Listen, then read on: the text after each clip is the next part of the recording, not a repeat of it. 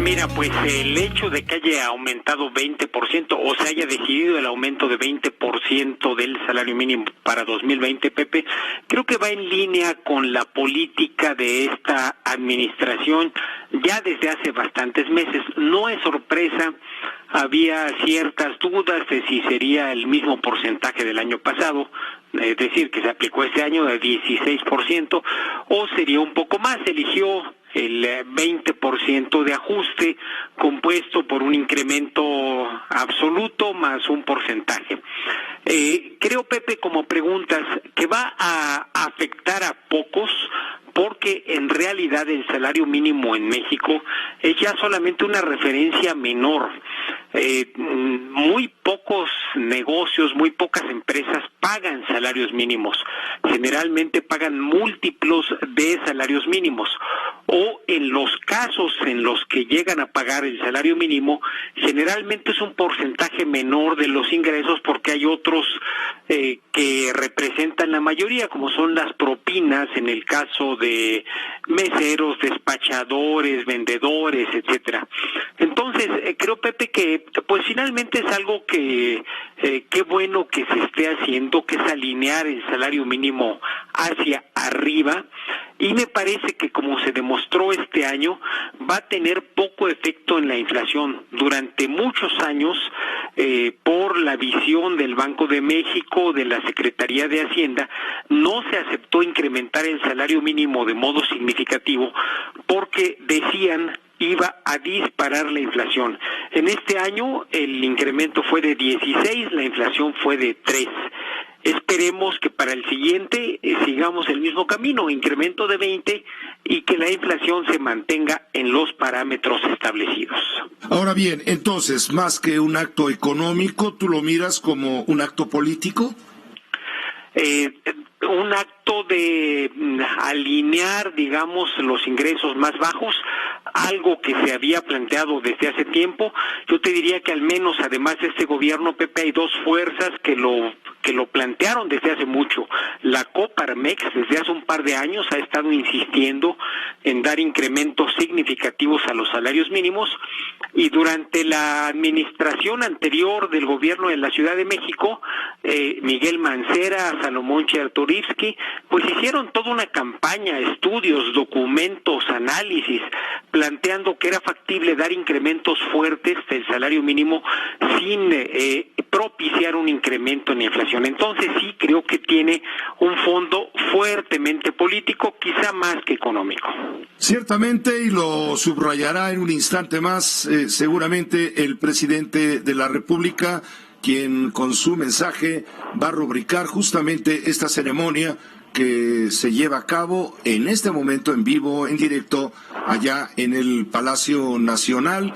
Están presentes todos los factores de la producción. Va a hablar el presidente. Vamos a escuchar un poquito para cotejar con todo lo que nos has comentado, Enrique, si te parece. Licenciado Claro. Manuel López Obrador.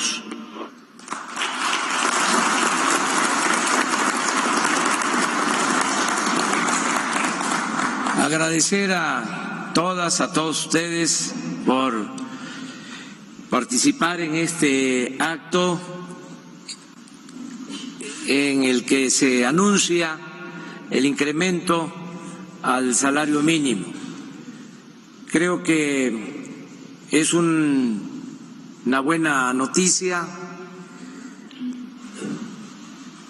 Lo cierto es que no pensaba que se iba a lograr esto en un año de gobierno. Estoy acostumbrado a poner por escrito mis compromisos, y desde la campaña y en los últimos 2 libros hablaba de que se debía aumentar el salario mínimo siempre por encima de la inflación. Bueno, estamos en el contexto, Enrique Quintana, que le da al presidente pues la balística, las municiones, para subrayar el hecho de que se ha logrado este incremento en un plazo relativamente corto, su primer año de mandato, como lo ha expresado efectivamente en sus dos libros, ¿no? La salida y la economía moral, que se repartió recientemente, al cual ya habrás ojeado. Sí, claro, desde luego. De 10 a 15 mil pesos mensuales, inflación. Bueno, él está haciendo ahora estas cuentas, básicamente, pero ya lo importante ha sido dicho. Ahora, respecto al tema del acuerdo comercial, al tema de la enmienda del tratado comercial, de este protocolo que se firmó en México la semana pasada y que causó cierta confusión por aquel apartado según el cual grupos políticos de gran poder en Estados Unidos, como son los sindicatos, presionaron a los demócratas para incluir un agregado, un adendum al acuerdo, este protocolo, para que pues Estados Unidos pueda supervisar o vigilar cómo se maneja la política laboral en nuestro país, que es parte de este acuerdo, porque en Estados Unidos no creen en la política laboral mexicana, Enrique.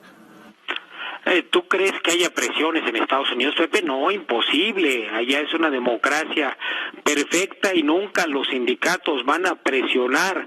No, hombre, pues obviamente que sí. Y están actuando para proteger sus fuentes de empleo, pues los entendemos. Finalmente saben que en la medida que puedan ponerle más piedritas a la competitividad mexicana, pues más posibilidades tienen de que los empleos se preserven en Estados Unidos. Y lamentablemente, pues como nosotros teníamos necesidad de cerrar este acuerdo ante una realidad económica pues muy mala, con un cero crecimiento, con caída muy fuerte de la inversión, pues ya no le metimos más candados, ni nos pusimos más duros, ni metimos más prurito en el contenido. Entonces pues dejamos que esto sucediera. Pero por otra parte, Pepe, también pues no hay que ser hipócritas. La verdad es que la legislación laboral en México es digamos bastante flexible y la hemos ajustado en los últimos años a las necesidades, ya sea de las empresas o de los sindicatos.